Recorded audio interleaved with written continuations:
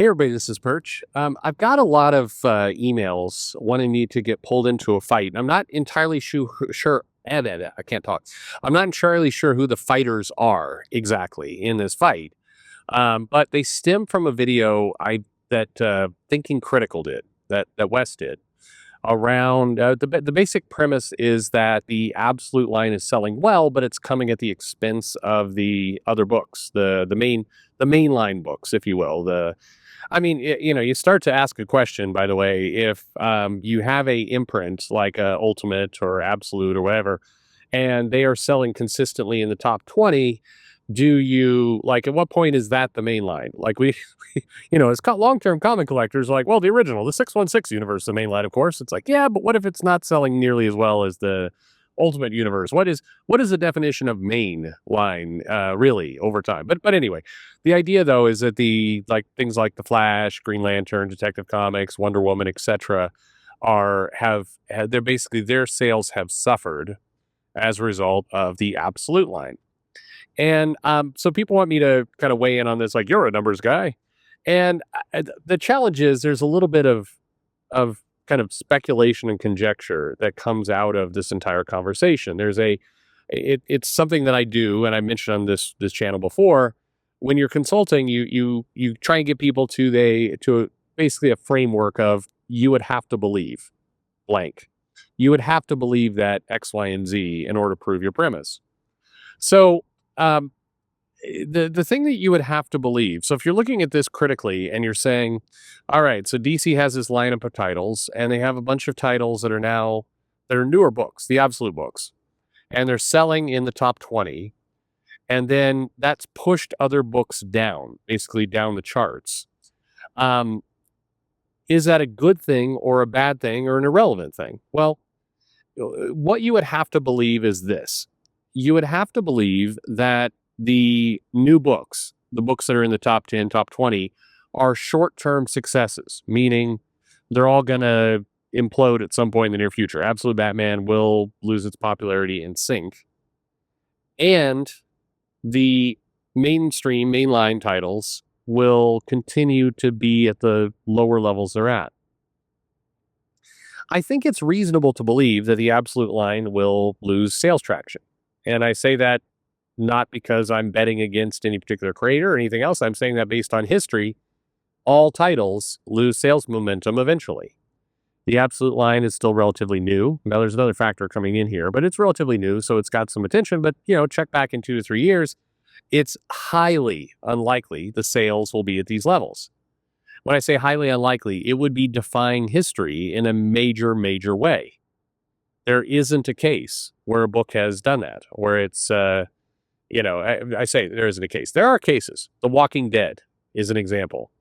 But The Walking Dead started low. It didn't start, super high. There were a lot of variant covers and other things in the Absolute line. So highly unlikely. And when I say unlikely, less than 0.5% chance that 2 years from now, the Absolute line as a whole will be selling at or above its current numbers. Just, now not without gimmicks.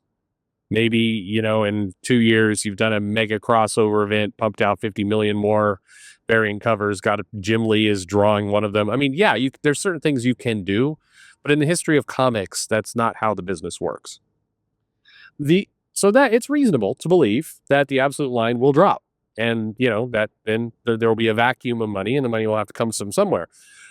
The other part of that, though, that you have to believe is a little bit harder, and that is that if the Absolute line drops, the rest of the books will stay low.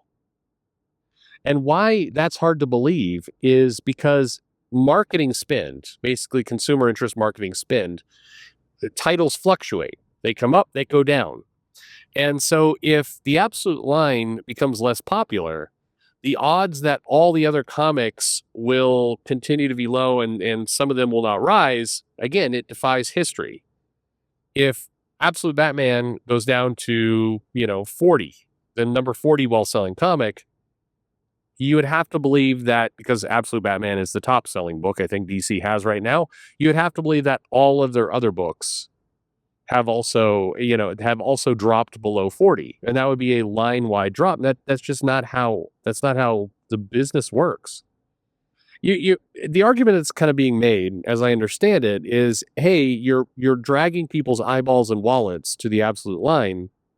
You're causing them to lose interest, lose attachment, lose commitment to the main characters like Green Lantern or Flash, and that becomes harmful because you basically lose those customers. It's hard to get them back. The challenge is that, again, that's not necessarily how the comic industry works. A different run, a different title brings interest back up again. And if DC decided to deprioritize or lost sales on the absolute line, then like a vacuum needs to be filled. They would shift resources and attention to other titles, and then those titles would benefit from the marketing and the attention that would go on to those books. Uh, it's one reason why, if you take a macro view, meaning a 100,000 foot view, a far out view of this entire thing, DC's market share number has, now I'm not talking dollars, because dollars fluctuate over time with price increases, price hikes, so a variety of things impact that. But if you look at unit share, you'll notice that DC's unit share has remained largely consistent. And the last time it was very competitive was back during the New 52. DC got a brief bump during the Reborn era. They've had brief bumps along the line for different things, but generally speaking, the unit share doesn't really change as for the company as a whole. But during that time, as you've all seen, they've rebooted titles, they've canceled some, launched others, had big status quo changes, like lots of shit has gone on, and yet the unit share stays pretty much the same. Now, why is that important? Well, because frankly, from DC's perspective, that kind of sucks. Marvel is number one in unit share, DC is number two. They will, with this absolute lineup and all in and the tournament and everything they're doing, they're going to increase their unit share, but it moves at a very slow pace. It's like an oil tanker. It's very, very slowly moving. It doesn't jump overnight. And so what you will see happen is the general mass of comics remains the same, even when you have relaunches, reboots, other things. So if you're asking me to predict the fact that DC has a handful of titles that are risen to the top, all that means is the share is moving around, or what we call it in the in the business is its channel shift, meaning within its own channel, within the DC channel sales, titles are moving around. The thing to watch out for would be if the absolute line starts to falter, and then the mainline DC comics do not conversely rise. That will indicate that actually the customers, basically what that tells you is customers left DC, and then some new ones came into the absolute line, but basically they had a bigger net loss, and there's no indication that actually has happened just yet. It looks more like consumer behavior has shifted around. That's what looks like what will happen. We'll see kind of as time goes by, but I think the economics and how comics move and everything else, they're pretty interesting if you really get into how things operate. Unfortunately, they're also very boring for people who like to comment on comics. That's why I generally advise people, like, unless you're a shareholder, I don't know, at these, getting deep into the numbers, I don't know how exciting that's going to be for you, because it doesn't make for good. It doesn't make for a good YouTube channel. I'll put it that way. You have to dramatize the numbers a lot in order for in order for it to be interesting. Because comics, the sales move very slow, act very slow.